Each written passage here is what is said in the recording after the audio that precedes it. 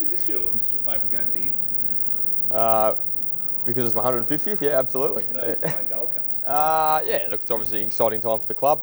It's great that both teams have started the year really well, both 3-2, and I think it's the first time that both teams have probably been in and around the 8 as well. So that's really important for both teams, and I'm sure it's going to be another cracking Q clash. At 150. Yeah, absolutely stoked with that. Coming in as a 22, 23-year-old, obviously everyone says, oh, if you play one game, it's great, but to get to 150 is a achievement that I'm really honoured and I'm really privileged to be able to reach. So yeah, really wrapped. So do you appreciate your milestones in the moment? Because a lot of players will say, oh, I don't look at this stuff until after I'm finished and I might appreciate it then. But because you came in later, do you think you've got a sense of what you've achieved as your career goes on? Yeah, I think so. I guess Hamo wrote an article last night, but I let him know that for my number in specific, when you come to the football club, everyone's numbers and names are up on the locker, who's played in your locker, and a little goal of mine was to surpass Eddie Goodger, who was on 149 games. So for me, it's there's a little bit. It's great.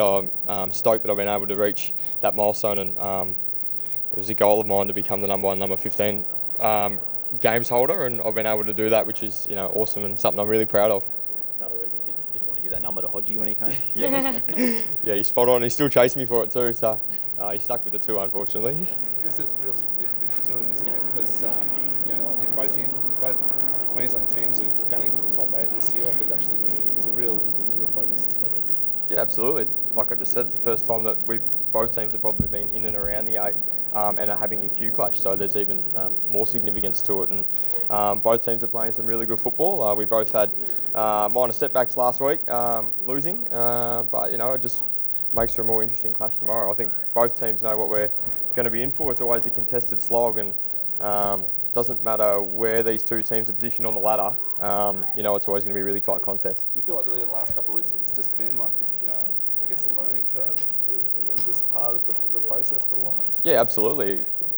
AFL's a roller coaster, and you've got to ride the highs, and you've got to pick yourself up off the lows as quickly as possible. And we had 2 in a row, and we're looking to bounce back this weekend, and we've worked on the areas that we've needed to fix that up, and should be on show tomorrow afternoon. The competition overall this year, I mean, it's even. Yeah, pretty even. It is, yeah. It's the first time I've ever seen the ladder like it is. So that's exciting for the competition. I think it's great that fans can come every week and not know if their team's going to win or not, which is really exciting. And, it just adds more to the spectacle.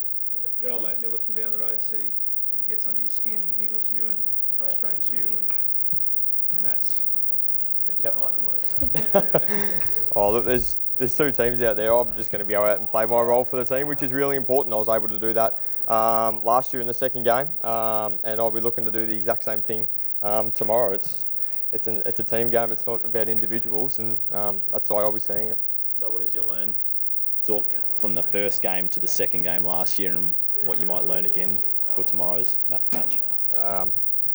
Just to not really buy into it, really. I mean, I've just got to go out, and my teammates are the most important thing to me out on that field, and giving away, unnecessary free kicks or whatever it may be is just not in our team ethos. So I'm looking to go out there and just play my role for the team, execute it to the best of my ability, and help our boys as much as I can.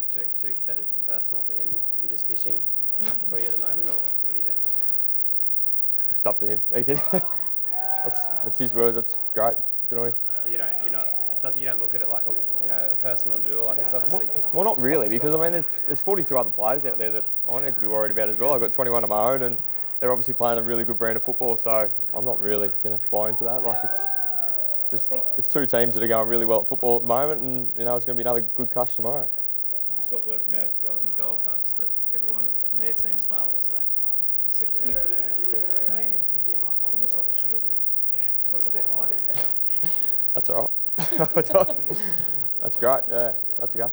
Hey Zorks, this year, like you're coming off a loss, and it's like there's criticism all of a sudden that you're not winning. Like, does it feel different that the expectations are really higher, and the guys it's a whole different experience for the club?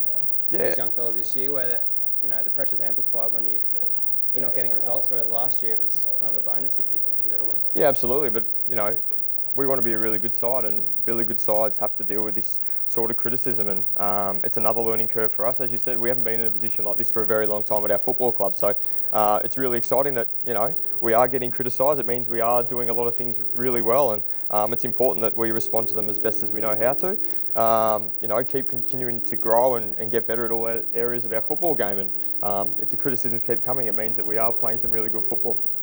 Zorko, you've been down in, as a team, quite a few areas the last couple of weeks. Like, what's your message to the team before tomorrow? What should your supporters be looking out for and the team be sort of focusing on most? We need to get back to that selfless brand of football that we played our first 3 games, and that's built off the back of contested ball. The last 2 weeks we've been beaten in that department, and we understand that Gold Coast plays a really contested game, and that's something that we really need to match them at tomorrow. And then after the Collingwood game, we had a really good look at our ball movement.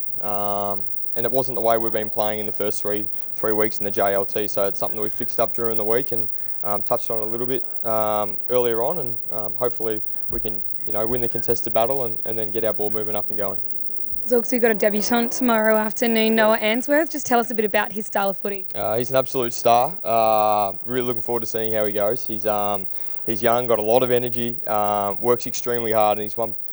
All our draftees have come in and worked exceptionally hard, but he's been a real standout for mine, and the way he's gone about it. He's always looking to improve, which is really important. Hodgie's taken him under the wing. Ryan Lester is another one, and I'm really excited to see what he can do with his AFL career. I think he's going to be a real star of the future, to be honest. I really rate him. Ryan, Tom and Louis come in, Squizzy, for the first time this year. Yeah, that's, you know, those guys were predominantly in the senior team all last year, so I think it just goes to show how much depth we've got at the moment, and you know, we've had a few injuries last week, but these guys get a great opportunity to come in and play a role for our team, which is going to be required tomorrow. There's no doubt about that. Dayne, you've been booed before on a footy field. Have I? I've heard you've been. Have I? Yeah. Maybe I know what you're talking about, mate. Well, maybe it was just around me. I don't know.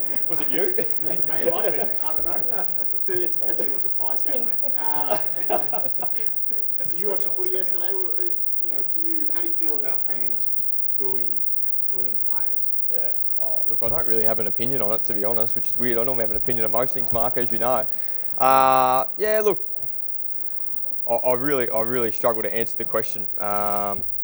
I didn't watch the post-match, but I've obviously heard that Scotty got booed heavily after winning a medal. But it was such a significant day, and what the Anzacs did for us. So, from my point of view, it was a little bit disappointing. But I mean, you're not going to be able to stop 90,000 fans doing what they probably want to do. So, it's disappointing. But Scotty and I think it was Gary Ablett the week before, fantastic players of our league for a very long time. So, on that respect, it's pretty disappointing.